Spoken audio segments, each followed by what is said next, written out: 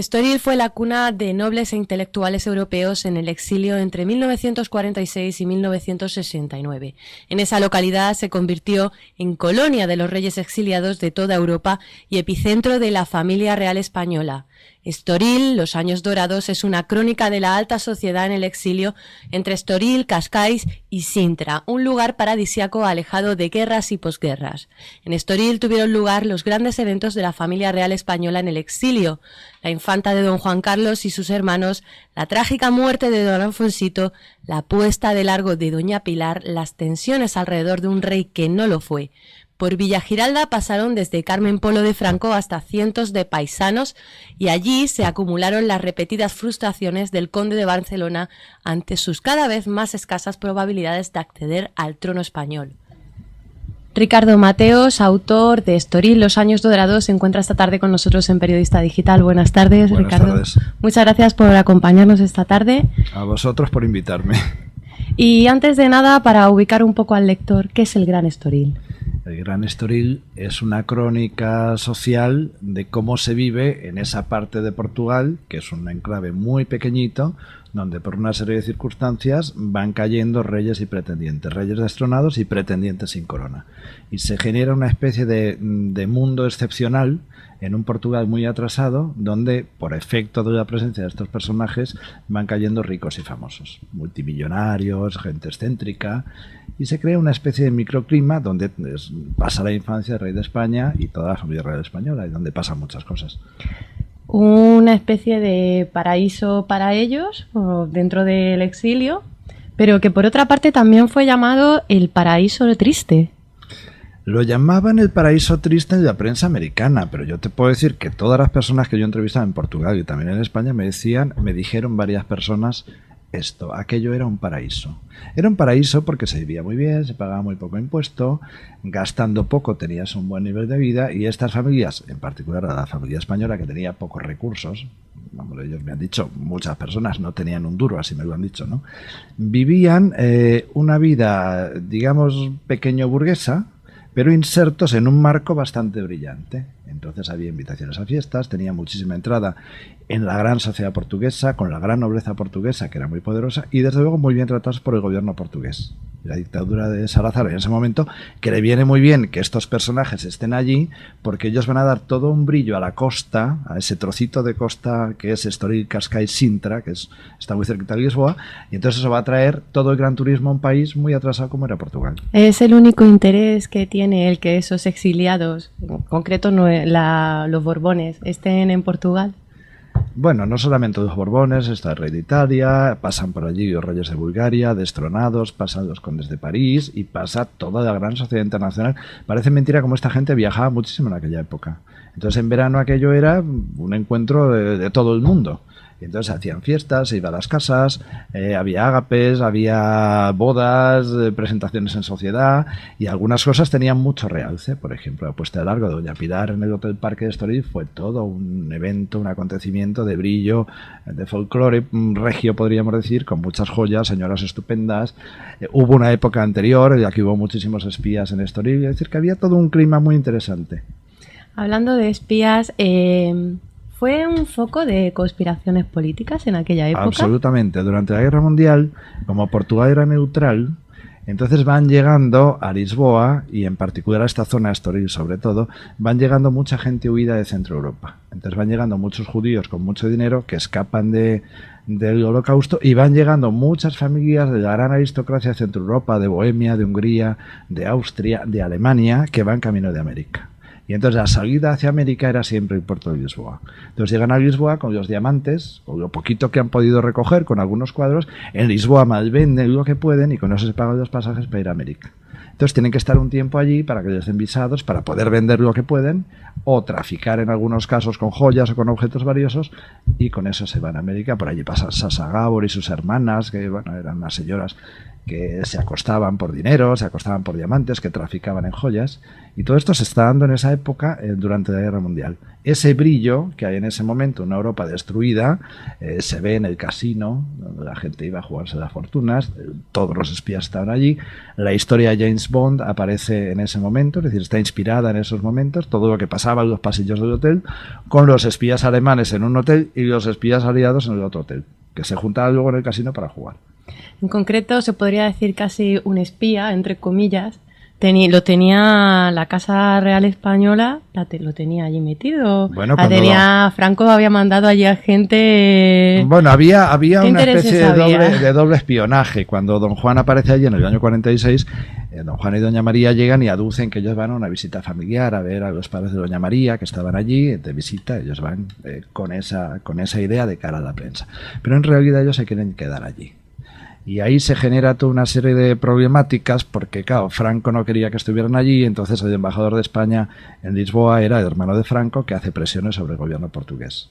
En ese momento ellos finalmente se asientan allí y el gobierno portugués les pone un espía a la puerta de la casa. Un espía con el que el rey y sus hermanas tenían trato todos los días, se contaban todas las cosas. Y ese espionaje dura poco tiempo y es sustituido después por un espionaje mucho más informal, que era un espionaje doble entre muchos aristócratas que iban de Madrid a Estoril y en Estoril contaban cosas del Pardo y de Estoril se iban al Pardo a contar otras cosas. Y no se sabía muy bien quién estaba de qué bando. O sea, había siempre este paso de informaciones y también en un momento dado a Franco le interesa colocar algunas personas en la propia Villa Giralda, donde viven los reyes en ese momento, los que se creían reyes, que son algunos personajes que están en el entorno de don Juan.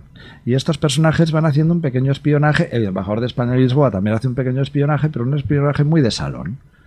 Apunta a las matrículas de los coches que van allí a visitar a los condes de Barcelona, hace comentarios de gente que se ha juntado allí a conspirar, pero es una cosa muy, muy de cocina, un espionaje así bastante inocente, muy infantil, pero muy divertido. Entonces no era tanto un interés de Franco porque temiera que don Juan pudiera venir a España y No, Franco tuvo clarísimo que don Juan no venía a España nunca, eso lo tuvo claro. Lo que pasa es que le interesaba mucho saber lo que se hablaba en Villa Giralda, lo que se conspiraba allí, pero eran intrigas de salón, era una conspiración muy, muy sencilla. Más cotilleo. Sí, era más casi del orden del cotilleo, de lo que habían dicho, si decían que Franco era un cabrón, si se metían con él, ese tipo de cosas, pero vamos, que no tenía mayor trascendencia porque Franco tenía absolutamente todo y tenía clarísimo que don Juan no vendría nunca a España. Don Juan intentaba, pero desde luego nunca tuvo posibilidades de venir. ¿El futuro incierto de España en el 42 se podría comparar con la situación que vivimos ahora mismo en nuestro país? Es muy distinto. La situación ahora es muy distinta. Yo creo que la monarquía está muy bien asentada todavía, a pesar de lo que se dice, si bien yo creo que caben algunas reflexiones importantes. Yo no sé si las voces de abajo llegan hasta arriba, sería deseable que llegasen, ¿no? Y yo espero que se haga una reflexión y que haya algunas cosas que cambien. El rey tiene que acercarse. La familia real se tiene que acercar. El otro día yo hablaba en una entrevista, ¿no? Esta idea de plebeyización que doña Sofía le transmitió a Pilar Urbano en algún momento y que Pilar, que es muy inteligente, supo recoger muy bien, yo creo que es una cosa así como un poquito impostada. Me parece que hace falta una popularización real, no una plebeyización. Es decir, no es bajar el nivel, sino acercarse. Acercarse, estar con la gente, tocar, escuchar, saber qué se necesita, saber dónde está el otro y no quedarse demasiado a las alturas. Pero precisamente pensaba hacerlo para terminar, pero ya aprovecho y recojo entonces el debate que se ha abierto en torno a la Casa Real por las noticias en las que están metidos. Sí. ¿Qué le parece y cuál es su postura? Bueno, yo creo desde luego que no es momento para nada para que el rey abdique. Yo creo que el rey ni tiene intención de abdicar ni es necesario. Me parece que lo que hay que hacer es una reflexión. Es decir, me parece por una parte que está muy bien esto que sucede porque va a permitir una mayor transparencia. Eso por una parte. Por otra parte, yo creo que la prensa se quita una cierta mordaza que durante mucho tiempo tuvo. Es decir, las cosas se tienen que decir, se tienen que contar.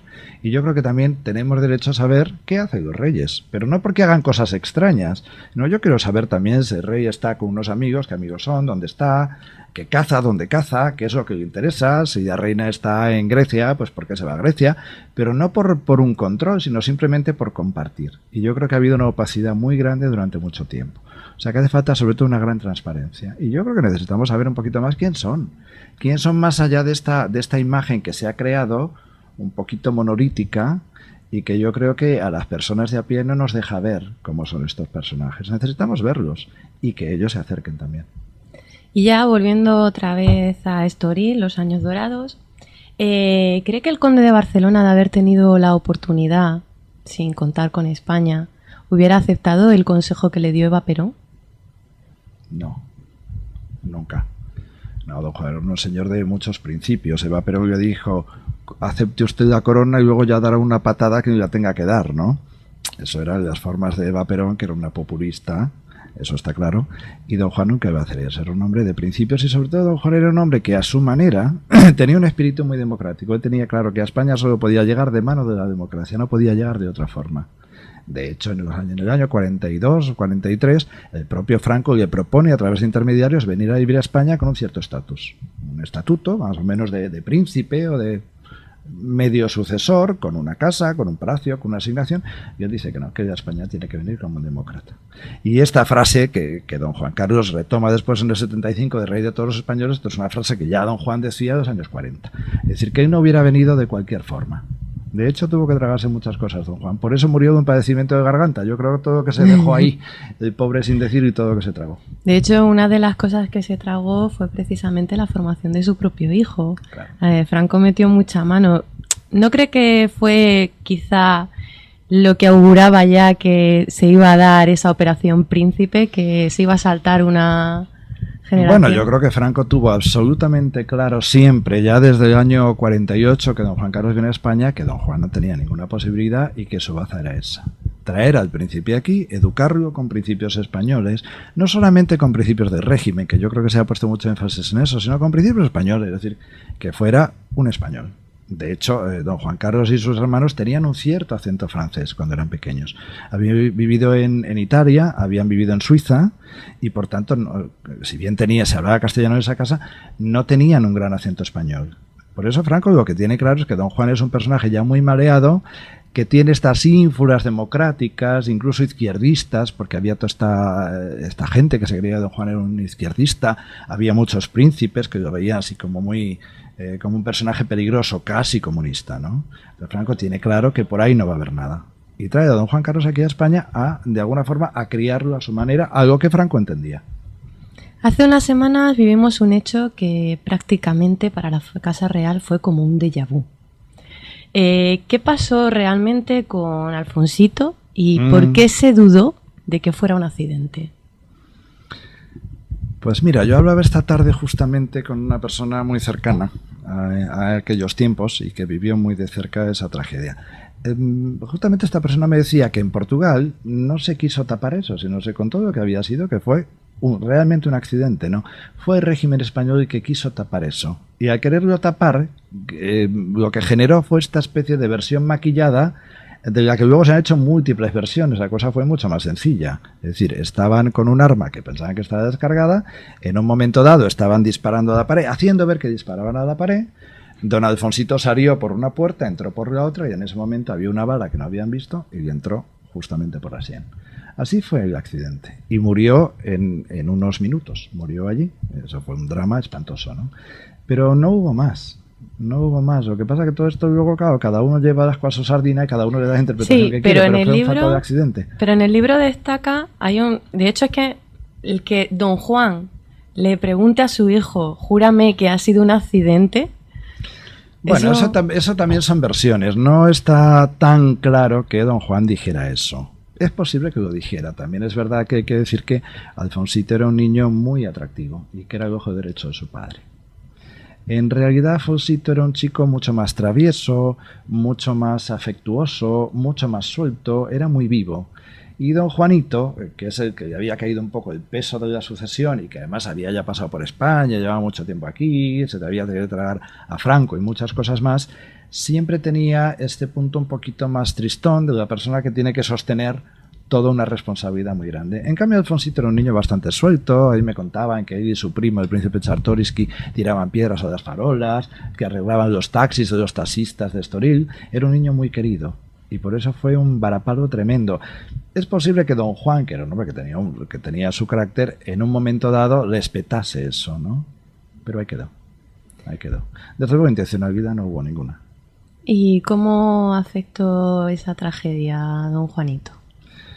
Pues afectó enormemente. Esa familia quedó totalmente destruida. Don Juan yo creo que supo llevarlo mejor porque es un hombre que tenía en mente un proyecto, el proyecto de su vida, que era la restauración de la monarquía, y pudo canalizar por ahí toda esta enorme frustración que le produjo la muerte de su hijo. Para doña María fue un desastre. Doña María entró en una depresión profundísima y en este tradicional alcohol, que fue terrible, que costó mucho dinero, generó muchos tratamientos y la pasó tremendamente mal. Duró muchos años. Ella en los años 60 todavía estaba con este problema y para el rey, desde luego, fue un antes y un después. El rey eso no se le olvida. De hecho, yo creo que el tiro en el pie de Froilán para el rey ha tenido que ser súper movilizante, ¿no? Es muy simbólico, además, ¿no? Cómo se produce todo esto. Alfonsito muere un Viernes Santo, Froilán se pega el tiro el lunes de Pascua y el rey se cae 2-3 días después. Es decir, es todo una debacle muy simbólica, ¿no? En fin, hablando de simbolismos. Pero desde luego que en esa casa eso fue un desmorone absoluto. En este mismo estudio hicimos una entrevista a Pilar Eyre, sí, en la que comentó que la situación que vivía Sofía en el exilio era mucho peor que la de los Borbones, que el exilio de Estoril fue un paraíso en comparación con lo que tuvo que vivir la familia de Sofía. ¿Está de acuerdo con esta declaración? Bueno, yo soy muy amigo de Pilar, yo he estado con ella comiendo justamente el lunes en Sant Jordi, en Barcelona, yo la quiero mucho. Yo creo que es que hay que mirarlo desde sitios distintos. El exilio de don Juanito y de don Juan, de los Borbones de España, era un exilio muy precario y sobre todo un exilio en el que no se sabía nunca qué iba a pasar. Ellos llevaban ya mucho tiempo fuera de España, desde el año 31. Lo de doña Sofía es muy distinto, porque es una monarquía que es atacada desde el exterior durante la guerra. Es decir, ellos salen al exilio porque los alemanes entran en Grecia. Y se tienen que ir, pero claro, se van en el bando de los aliados, muy protegidos por Inglaterra. Ellos son recibidos en Alejandría, en Egipto, los atiende muy bien el rey de Egipto, y de ahí se van a Sudáfrica. Pero es un exilio que está muy mediatizado por la guerra, no es un exilio de expulsión por parte de un pueblo. Y ellos vuelven en el 47. Ciertamente, hombre, no fue un exilio de doña Sofía ni de dinero, ni de boato, ni de fiestas, pero fue un exilio bastante corto. Fue desde el año, no sé en qué año atacan los alemanes Grecia, me parece que entran en el 44. Ellos vuelven en el 47, es decir, que es un exilio que dura poco tiempo y a ella le pilla todavía muy niña. Ella descubre Grecia cuando vuelve ya a los 7-8 años. Ella descubre el sol de Grecia cuando llega en el barco. No recordaba eso. Pero fue una cosa muy corta, muy breve, y ellos nunca quedaron desencajados. Ni desencajados del conjunto de la realeza, ni desencajados de los grandes poderes públicos. Mientras que la familia real española había caído en una especie de, bueno, olvido un poco de los primos pobres, que llevan destronados mucho tiempo y que han sido destronados por un movimiento dentro del propio país. Es una cosa muy distinta. Claro, si lo vemos de otro lado, los Borbones de España en Estoril sí que vivieron una época dorada, pero una época dorada también con muchos baches y con muchos tragos y con muchas dificultades y mucha desconfianza. Yo creo que son dos cosas muy distintas. En la misma entrevista nos decía Pilar Eyre que la reina, de quien de verdad estaba enamorada, era de Harold de Noruega. Bueno, y en Estoril también se puede ver que el rey estaba prendado con ella de Saboya. Entonces, ¿se podría decir que fue una boda por amor o fue una boda con intereses o una mezcla? Bueno, el rey estuvo prendado por muchas. Eso es cierto y es notorio y lo sabemos todos. No vamos a hacer un secreto de esto. Él tuvo muchísimos affairs, tanto en Estoril como fuera de Estoril en aquellos años, pues en fiestas en Italia, en fin, tuvo bastantes cosas, ¿no? Lo de la reina con Harald de Noruega, eso fue una posibilidad. Yo no creo que doña Sofía estuviera nunca enamorada de Harald de Noruega. Ni se conocían tanto, obviamente se conocían porque eran primos y coincidían en muchos sitios, pero eso sí que fue una cosa absolutamente conducida. La reina Federica de Grecia, que era una señora que sabía muy bien lo que se hacía, Ella intentó lo más que pudo casar a su hija, casarla muy bien con el único en ese momento que tenía claro que iba a heredar una corona, el único soltero de oro que era Harald de Noruega, y lo intenta, lo que pasa que eso no es posible, porque él está enamorado de otra señora, de reina de Noruega actual, ¿no? Doña Sofía, de que nada está enamorada toda su vida, es de don Juanito, don Juan Carlos, eso desde el primer momento, y eso no cabe ninguna duda. O sea que yo no creo, en eso no lo coincido con Pilar, yo no creo que el amor de doña Sofía fuera Harald de Noruega, ni muchísimo menos, que es un hombre mucho menos atractivo que el rey de España, en muchos sentidos. ¿Y cree que sigue estando doña Sofía enamorada de su marido? Yo creo que sí. Lo que pasa que hay amores contrariados que se tornan después en amarguras, ¿no? Y ya estamos viendo estos días, es decir, ya todo es público y notorio. Yo creo que doña Sofía ha sufrido mucho porque ya ha querido mucho a su marido. Pero el rey es como es y también los Borbones son como son. Don Juan tuvo sus amantes en Estoril y están aquí en mi libro, y Alfonso XIII tuvo las suyas, y Alfonso XII tuvo las suyas, y Isabel II y Fernando VII. Es decir, que eso también va un poco en el lote de la familia real española. Pero yo creo que doña Sofía ha querido mucho a su marido. Si no, no respondería de esta forma como respondió el otro día. Uno responde así cuando siente. Y en cuanto a esa boda real, ¿realmente Franco se quedó al margen de la decisión de esa boda, o si no hubiera querido a doña Sofía como reina de España, hubiera metido mano? Hubiera intentado meter mano, lo que pasa que en eso don Juan fue muy listo. Esa boda fue urdida. Es decir, son estas bodas que son, digamos, facilitadas. No son bodas arregladas, por eso ya es muy antiguo, ¿no?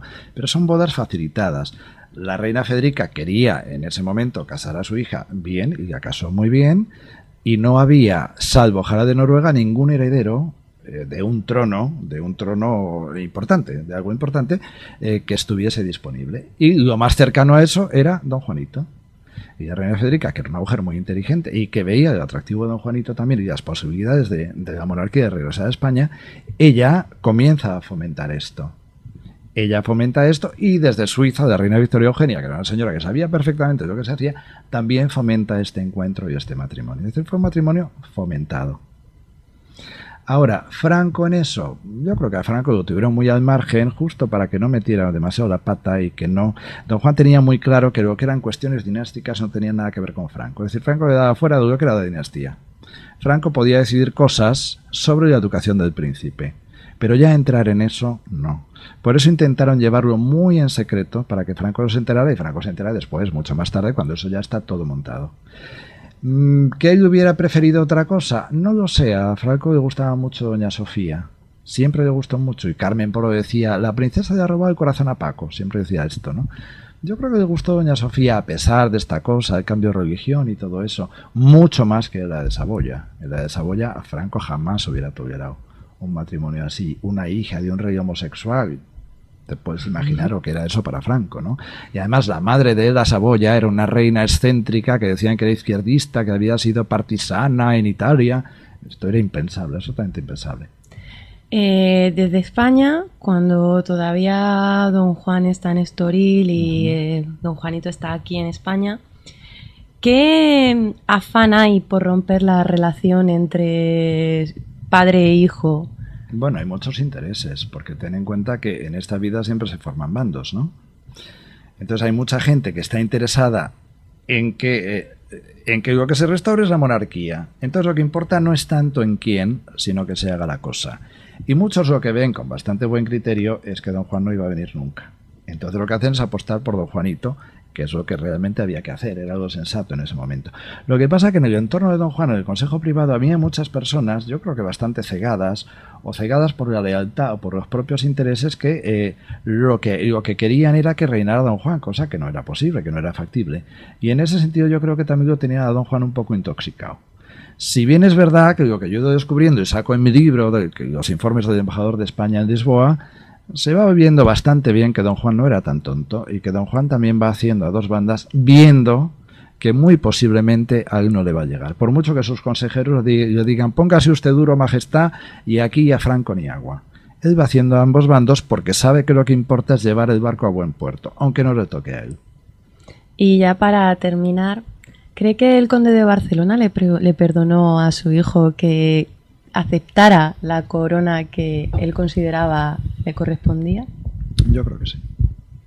Yo creo que sí. Le costó mucho tragarlo, vuelvo a su garganta. Le costó muchísimo tragarlo.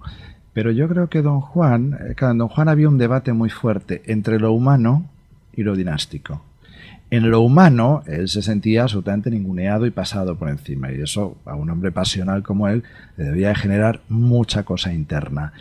Ahora, tenía capacidad también para pasar por encima de eso y tener un sentido de la historia. Él tenía un gran sentido de la dinastía. Si no, no hubiera dejado a su hijo venir en el 48. Cuando él pone a su hijo en el tren en el año 48, ahí, para que se lo lleven a Madrid, él sabe que en ese momento la baza está perdida. Pues muchas gracias, Ricardo, por presentarnos Estoril, los años dorados, una obra que nos sumerge en unas eternas vacaciones con lo más granado de la aristocracia europea. Muchas gracias a vosotros.